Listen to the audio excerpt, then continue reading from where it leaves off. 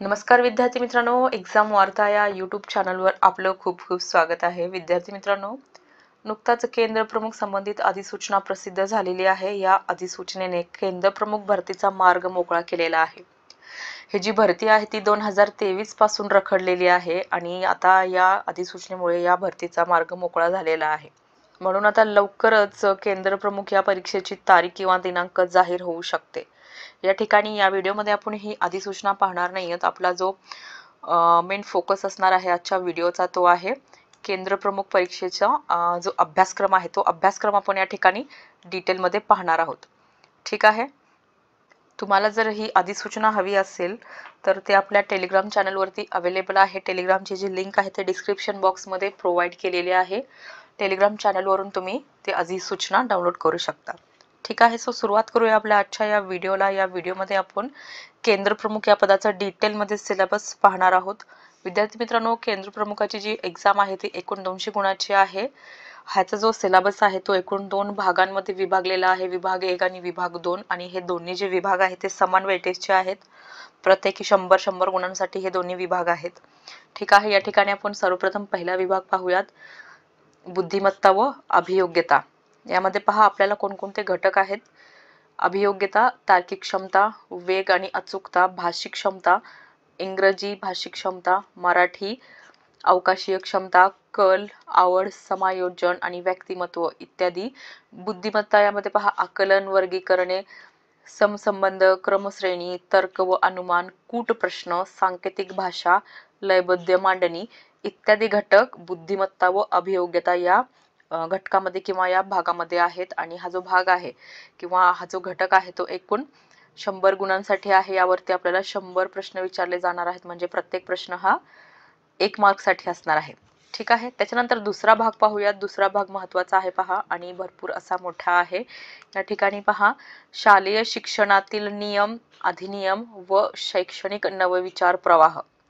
आता हा घटक डिटेलमध्ये पाहणार आहोत आपण. या ठिकाणी पहा भारतीय राज्यघटनेतील शिक्षण विषयक तरतुदी, संबंधित सर्व कायदे, योजना व अद्ययावत शासन निर्णय. आता हा जो घटक आहे तो 10 गुणांसाठी आहे. पहा याच्यावरती 10 प्रश्न विचारले जाणार आहेत. त्याच्यानंतर शिक्षण क्षेत्रात काम करणाऱ्या प्रमुख संस्था किंवा संघटन व त्यांचे कार्य. हा जो घटक आहे हा सुद्धा 10 गुणांसाठी असणार आहे. याच्यावरती सुद्धा 10 प्रश्न विचारले जातील. ठीक आहे. त्याच्यानंतर पुढचा घटक आहे माहिती तंत्रज्ञान वापर. हा मुद्दा 15 मार्कसाठी आहे.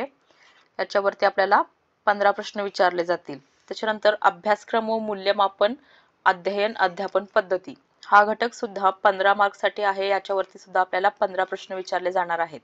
त्याच्यानंतर पुढचा जो घटक आहे माहितीचे विश्लेषण व मूल्यमापन. हा जो घटक आहे तो एकूण 20 गुणांसाठी असणार आहे. याच्यावरती 20 प्रश्न विचारले जातील. ठीक आहे. त्याच्यानंतर विषयनिहाय आशय ज्ञान आणि सामान्य ज्ञान, विशेष करून इंग्रजी विषय ज्ञान.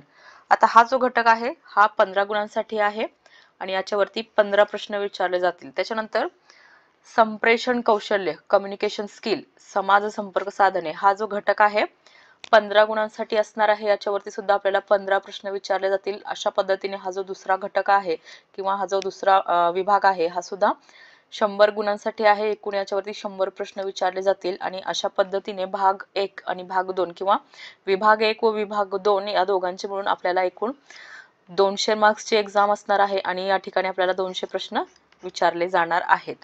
ठीक आहे. आता हा जो दुसरा घटक आहे तो आपण डिटेलमध्ये पाहणार आहोत. या ठिकाणी पहा अनुक्रमांक 2 मधील उपघटकांचे स्वरूप दिलेले आहे. म्हणजे जे घटक आपण या ठिकाणी पाहिलेत विभाग 2 मध्ये ते डिटेलमध्ये या ठिकाणी दिलेले आहेत. पहा भारतीय राज्यघटनेतील शिक्षण विषयक तरतुदी, बालकांशी संबंधित सर्व कायदे, योजना व अद्ययावत शासन निर्णय. यामध्ये पहा भारतीय राज्यघटनेतील शिक्षण विषयक तरतुदी, त्यांच्या कलमांची माहिती, अद्ययावत दुरुस्त्यांसह म्हणजे लेटेस्ट माहिती आपल्याला या ठिकाणी पाहावी लागणार आहे. शिक्षण विषयक ज्या काही तरतुदी आहेत त्यामध्ये जर काही अमेंडमेंट्स झाले असतील, काही सुधारणा झाल्या असतील ते सुद्धा आपल्याला या ठिकाणी अभ्यासावे लागणार आहेत. त्याच्यानंतर बालकांचा मोफत व सक्तीच्या शिक्षणाचा अधिकार, राईट टू एज्युकेशन 2009 व सदर अधिनियमातील महाराष्ट्र राज्य नियमावली 2011 अद्ययावत दुरुस्त्यांसह म्हणजे अमेंडमेंटसह, विश्लेषण, बलस्थाने आणि अडचणी. ठीक आहे. त्याच्यानंतर बाल हक्क संरक्षण कायदा 2005, बाल संरक्षण आणि सुरक्षा, भय आणि चिंता. ठीक आहे. त्याच्यानंतर विद्यार्थी लाभाच्या विविध योजना सुद्धा आपल्याला अभ्यासायच्या आहेत. केंद्र शासन आणि राज्य शासन या दोघांच्या योजना आपल्याला अभ्यासायच्या आहेत. तसेच शिष्यवृत्ती.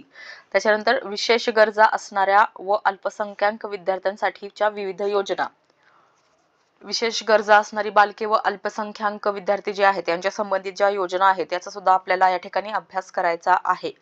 त्याच्यानंतर पहा पुढे, शिक्षण क्षेत्रात काम करणाऱ्या प्रमुख संस्था व संघटन व त्यांचे कार्य.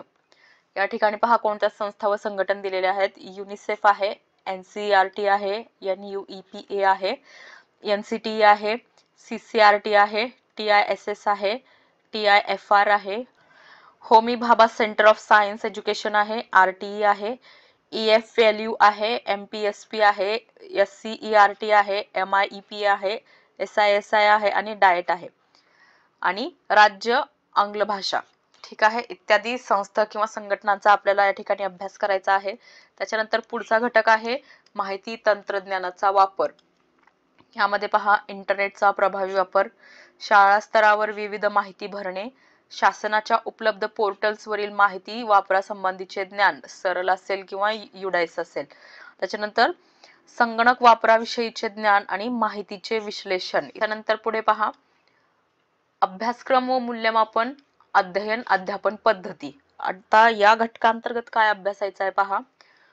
पूर्व प्राथमिक ते 12वी पर्यंतचा अभ्यासक्रम. त्याच्यानंतर अध्ययन निष्पत्तीतील उणीवा.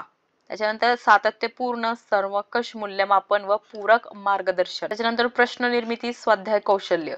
त्याच्यानंतर प्रगत अध्ययन अध्यापन शास्त्र आणि शेवटी निकालासंबंधीची कामे इत्यादी घटक आपल्याला अभ्यासक्रम मूल्यमापन, अध्ययन अध्यापन पद्धती या घटकांतर्गत अभ्यासायचे आहेत.